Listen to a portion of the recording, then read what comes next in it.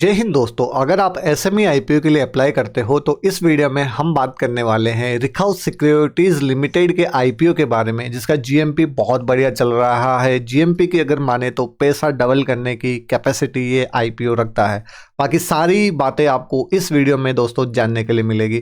दोस्तों सबसे पहले अगर हम बात करेंगे इस वीडियो में, वो करेंगे कंपनी के बारे में कि कंपनी का क्या काम है। फिर बात करेंगे आईपीओ डिटेल्स के बारे में। देन बात करेंगे कंपनी के फाइनेंशियल्स के बारे में कि कंपनी प्रॉफिट मेकिंग है या फिर लॉस मेकिंग है। साथ ही पीयर कंपैरिजन के अकॉर्डिंग वैल्यूएशंस महंगी है या फिर सस्ती है। लेटेस्ट जीएमपी क्या चल रही है, अप्लाई करना चाहिए या फिर नहीं करना चाहिए। एसएमई आईपीओ के क्या रिस्क होते हैं, सबसे इम्पोर्टेंट आपको ये बात जानना बहुत ज़्यादा ज़रूरी है अगर आप फ्रेशर हो आईपीओ के मार्केट में। तो देखिए दोस्तों, सबसे पहले हम बात करेंगे ग्रे मार्केट प्रीमियम के। देखिए दोस्तों, ये सिर्फ एक अंदाजा होता है ना। अभी लेटेस्ट आपने मेन बोर्ड आईपीओ मतलब जो 15,000 तक के आईपीओ होते हैं उन्हें मेन बोर्ड के आईपीओ बोलते हैं। अभी एक आईपीओ था, है ना, उसका जीएमपी चल रहा था लगभग 60% के करीब, लेकिन लिस्टिंग देखने के लिए मिला 20% के करीब, है ना, अप्रोक्सीमेट आई थिंक इतना ही था, है ना, क्लियर। अब इसलिए ये बात बता रहा हूँ कि जीएमपी जो है अपने पास में एक अनुमान होता है और एसएमई आईपीओ में बहुत बड़ा जो है रिस्क भी होता है। तो रिस्क फैक्टर आपको बहुत ज़्यादा यहाँ पे मायने रखते हैं, कंसिडर करना, है ना। देन फिर डिसाइड करना चाहिए कि क्या करना चाहिए। तो फिलहाल अगर हम देखें तो जीएमपी इसका बहुत बढ़िया चल रहा है। 5 रेटिंग भी 5/5 यहाँ पे चल रही है। 75.58% की जीएमपी चल रहा है, मतलब 86 रुपये वाला जो शेयर है अपने पास में, वो 65 रुपीज़ की जो है लिस्टिंग गेन दे सकता है। मतलब 86 रुपये का शेयर 151 रुपये के ऊपर लिस्ट हो सकता है ग्रे मार्केट के अनुसार, है ना। बाकी जरूरी नहीं कि ये सही भी हो, अक्सर हमें लिस्टिंग इसके आसपास देखने के लिए मिलती है, कभी ज़्यादा तो कभी कम, है ना। और बाकी इसमें उतार चढ़ाव होते रहते हैं मार्केट के सिचुएशंस के अकॉर्डिंग। बाकी नेक्स्ट दोस्तों बात करें कंपनी के बारे में, तो जो कंपनी है अपने पास में उसकी इस्टेब्लिशमेंट हुई थी कंपनी 1995 में, है ना। अब ये क्या काम करती है, फाइनेंस एंड इन्वेस्टमेंट सेक्टर के रिगार्डिंग इस कंपनी का काम है। बेसिकली इसका काम है ट्रेडिंग सर्विसेज, है ना। अब ट्रेडिंग सर्विसेज आप बहुत अच्छे तरीके से जानते होंगे, जिसमें इंट्राडे होता है, डिलीवरी होता है, future and options regarding trading होती है। साथ में ही ये ऑफर करती है depository services like demat account opening and maintenance.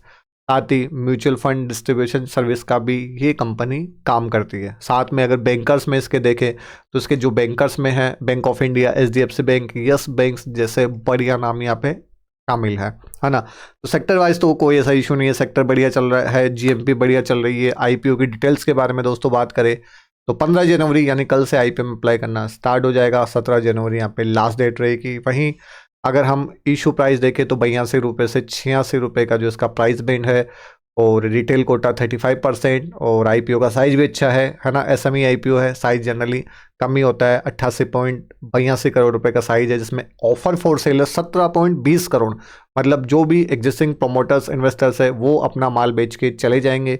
Fresh issue है यहाँ पे 71.65 करोड़ का, जो कि कंपनी में काम आने वाला है। फिलहाल प्रोमोटर होल्डिंग 90.55% है, जो कि घटकर 65.63% रह जानी है, क्लियर। वही अब हम यहाँ पे बात करें तो लोट, एक लोट में यहाँ पे 1600 शेयर होंगे।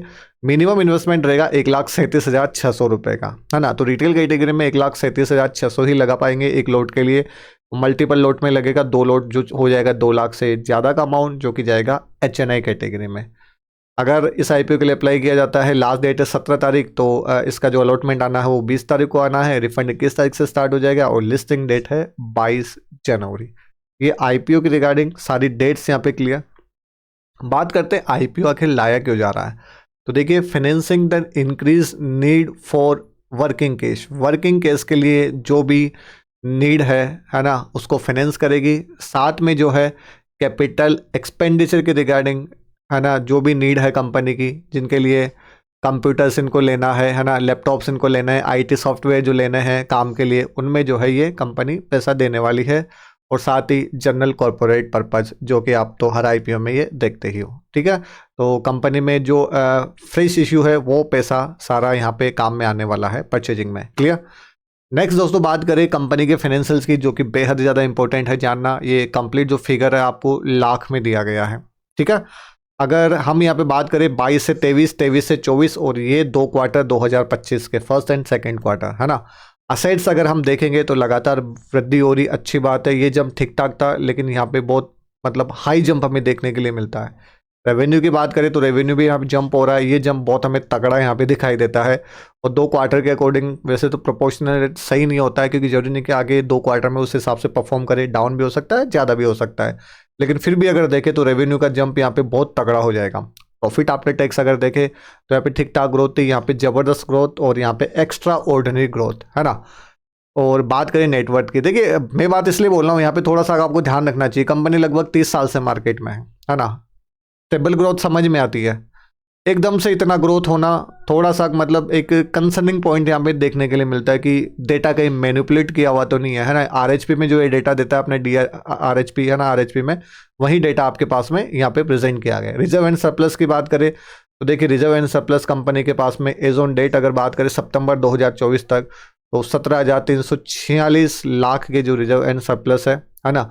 करोड़ में पढ़ना चाहो तो लास्ट के 2 डिजिट आप हटा सकते हो है ना। वहीं अगर बोरोइंग की बात की जाए तो बोरोइंग देखिए कंपनी की घटी थी, फिर बढ़ी, जबरदस्त तरीके से बढ़ी, फिर यहाँ पे कम हो गई। तो जितना रिजर्व एंड सरप्लस है कंपनी के पास में उसके हिसाब से बोरोइंग तो कंपनी के पास में बहुत कम है। मतलब कंपनी अपना डेट चुकाने के मतलब काबिल है ना।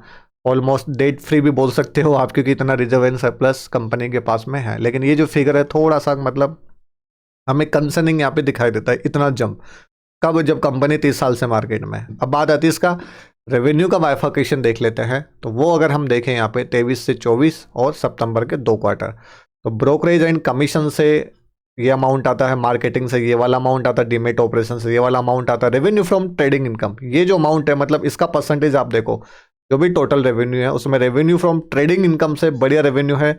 और F&O and currency trading income मतलब ट्रेडिंग से जो है बढ़िया जो रेवेन्यू यहाँ पे जनरेट हो रहा है, ये बात हमें यहाँ से समझ में आती है। क्लियर। नेक्स्ट दोस्तों बात करें अब इसका ROE ROC, तो ROE ROC आप देख सकते हो बढ़िया जबरदस्त है। डेट टू इक्विटी 0.35 जो कि बढ़िया है। वहीं पेट मार्जिन अगर देखें तो 40.94% के, जो कि बहुत बढ़िया है। प्राइस टू बुक वैल्यू देखें तो 1.87 बढ़िया है। और वहीं हम बात करें यहाँ पे कैश फ्लो ऑपरेटिंग एक्टिविटीज से, तो देखिए 2024 में नेगेटिव था, ब्रैकेट मतलब नेगेटिव, फिर ये पॉजिटिव हुआ है ना अपने पास में, और फिर 2 क्वार्टर में भी ये चला। तो इसके हिसाब से भी देखें तो इसके आसपास से हमें ये दिखाई देगा। तो फाइनेंशियली हमें थोड़ा सा मतलब एक डाउट हो जाता है इतना बड़ा जंप देख के है ना। तो ठीक है, फाइनेंशियल के हिसाब से ये जो फिगर दिया है उसके हिसाब से तो बहुत ज़बरदस्त कंपनी नज़र आ रही है। तो ऑब्वियस बात है कि इसकी ज़बरदस्त डिमांड भी उस हिसाब से हमें देखने के लिए मिल रही है। वहीं अगर पीयर कंपैरिजन में इसके देखें तो देखिए अलाक्रिटी सिक्योरिटीज़ लिमिटेड, एंजल वन, इसका नाम तो आपने प्रोबेबिलिटी अगर शेयर मार्केट में तो आपने सुना ही होगा। Share India securities limited, Pune e stock broking limited. Earning per share अगर आप देखोगे तो रिखाउस सिक्योरिटीज़ लिमिटेड का अर्निंग पर शेयर है 14.23 है ना, ये है 5.13। एंजल वन का बहुत बढ़िया है, शेयर इंडिया 21, पुणे का 11.04। पी के हिसाब से देखें तो पी इनके कंपेरिजन में सबसे कम अपने पास में रखा रहा है रिखाउस सिक्योरिटीज़ लिमिटेड का। तो हमें वैल्यूएशन के हिसाब से कंपनी अच्छी खासी यहाँ पे सस्ती नज़र आ रही है। ठीक है, अब बात करते हैं दोस्तों अप्लाई करना चाहिए या नहीं करना चाहिए। इसके आगे आपको मिलेगा एसएमई आईपीओ में क्या रिस्क होते हैं, सबसे इंपॉर्टेंट फैक्टर होता है आपके लिए जानना। तो सबसे पहले एक बात क्लियर कर देता हूं, मेरी ओर से किसी भी तरीके का कोई रिकमेंडेशन नहीं है कि आप इस एसएमई आईपीओ के लिए अप्लाई करो या फिर ना करो। आपके खुद के एनालिसिस के बेसिस के ऊपर आपको डिसाइड करना है कि आपको इस आईपीओ के लिए अप्लाई करना है या फिर नहीं करना है। अदरवाइज अपने फाइनेंशियल एडवाइजर से एडवाइस लेनी है ना। बाकी मेरे एनालिसिस के बेसिस के ऊपर जितना मैंने जाना है, जितना मैंने समझा है, जो भी डेटा है उससे अगर आपको हेल्प मिलती हो तो चैनल को प्लीज़ सब्सक्राइब कर लीजिएगा, प्यारा सा कमेंट तो ज़रूर कीजिएगा। बाकी अगर देखें तो मुझे पर्सनली सेक्टर ठीक लग रहा है, लेकिन सेक्टर वाइज इनकम नहीं लग रही है ना। ब्रोकरेज से ही जो है मतलब यहाँ पे ज़्यादा पैसा मतलब कमाया जा रहा है, नो डाउट सेक्टर तो बढ़िया ही। अब जीएमपी जो है, जीएमपी यहाँ पे बढ़िया चल रही है, ये एक अच्छी बात है, एक प्लस पॉइंट है। जीएमपी बढ़िया है, यहाँ पे डिमांड भी ऑब्वियस बात है अच्छी खासी रहने वाली है। हो सकता है अच्छा खासा सब्सक्रिप्शन यहाँ पे देखने के लिए मिले इस आईपीओ को।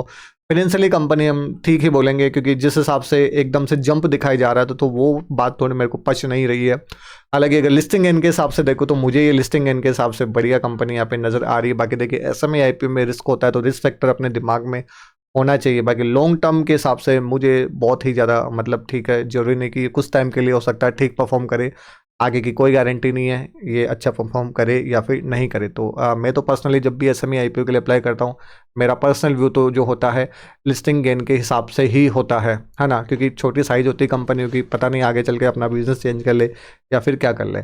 तो अब बात आती है आप इस आईपीओ के लिए क्या करने वाले हो। एक बार कमेंट करके ज़रूर बताइएगा कि आप इस आईपीओ के लिए अप्लाई करोगे या फिर नहीं करोगे, है ना। जो भी आपके विचार हो इस आईपीओ के रिगार्डिंग ज़रूर कमेंट करना। साथ ही दोस्तों मैं बात करूँगा एसएमई आईपीओ के रिस्क के बारे में। तो देखिए रिस्क जानना बेहद ज़्यादा ज़रूरी है। लिस्टिंग अच्छी होती है ना, बहुत अच्छी बात है। अब कई बार क्या होता है लिस्टिंग होने के बाद भी अपर सर्किट लगता है ना, अपर सर्किट लगता रहता, बहुत अच्छी बात है ना। लेकिन जब लोअर सर्किट अगर लग जाए, है ना, तो लोअर सर्किट में क्या होता है आप सेल नहीं कर पाओगे, क्योंकि कोई भी बायर वहाँ पे अवेलेबल नहीं होगा। जब अवेलेबल नहीं होगा तो सेल नहीं कर पाएंगे तो बड़ी दिक्कत हो जाएगी। अब कई बार क्या होता है कंपनी अच्छा परफॉर्म करिए, सेल बढ़ता जा रहा है, क्योंकि यहाँ पे जितना पैसा मिलता है ना, वो शायद ही कहीं देखने के लिए मिलता होगा। क्योंकि यहाँ पे अगर अच्छी लिस्टिंग होती है तो 90% का केप एक दिन में होता है, 90% यहाँ पे जो है लिस्टिंग गेन देखने के लिए मिलता है, और फिर 5% का जो है अपर सर्किट खा जाता है। तो जनरली हमें ये अक्सर देखने के लिए मिलता है अच्छे आईपीओज में। एक कंपनी का अगर बिजनेस अच्छा तो नो डाउट, तो यहाँ पे प्रॉफिट जो पैसा बनता है ना वो बहुत बढ़िया बनता है, ऐसे कोई बात नहीं है ना। लेकिन पैसा फंसता है तो भी बहुत गंदे तरीके से भी फंसता है, ये भी बात आप ध्यान में रख के चलना। कंपनी अगर अच्छी है तो वो ऑब्वियस बात है प्रॉफिट करती चली जाएगी, तो अच्छा मुनाफा भी होगा। कंपनी का काम सही नहीं है, कंपनी ने डेटा मैनिपुलेट करके दे दिया है ना, क्योंकि सेबी का फिलहाल इतना कंट्रोल एसएमई आईपीओज के ऊपर है नहीं है। तो हो सकता है कि वो लोअर सर्किट खा जाए, और लोअर सर्किट खा जाए तो फिर देखिए अच्छा खासा नुकसान भी देखने के लिए मिलता है। फिर क्या होता है कि कोई बाहर ही नहीं मिलेगा, तो पैसा वहाँ पे फंस के रह जाता है और वो कम से कम होता हुआ चला जाता है। और ख़ास बात ये कि यहाँ पे लोट में खरीदा और लोट में बेचा जाता है। फॉर एग्जाम्पल एक लोट में 1600 शेयर है, तो 1600 शेयर अपने पास में एक लोट में होंगे, तो बेचते टाइम 1600 शेयर ही एक साथ बिकेंगे। ऐसा नहीं कि 800 शेयर आपने अपनी डीमेट अकाउंट में रख दिया 800 बेच दिए, ऐसा बिल्कुल भी नहीं होगा, है ना। तो 1600 शेयर खरीदने के लिए आपके पास में बायर होना वहाँ पे बहुत ज़्यादा ज़रूरी है ना। तो ये बात आपके दिमाग में अच्छे से होनी चाहिए एसएमई आईपीओ में अगर आप अप्लाई करना चाहते हो तो, क्योंकि रिस्क फैक्टर आपको जानना बेहद ज़्यादा ज़रूरी है। और एक बात फिर बता देता हूँ, जीएमपी की कोई गारंटी नहीं है कि 75% अगर जीएमपी दिया हुआ है तो वो -2% के ऊपर उसकी लिस्टिंग नहीं हो सकती, या -10% पे उसकी लिस्टिंग नहीं हो सकती। कुछ भी पॉसिबल है, तो बहुत सोच समझ के आपको ये डिसाइड करना है। आई होप दोस्तों वीडियो में दी गई जानकारी आपको अच्छी लगी होगी। अगर अच्छी लगी तो प्लीज़ चैनल को सब्सक्राइब कीजिएगा। बाकी आपके सुझाव आमंत्रित है।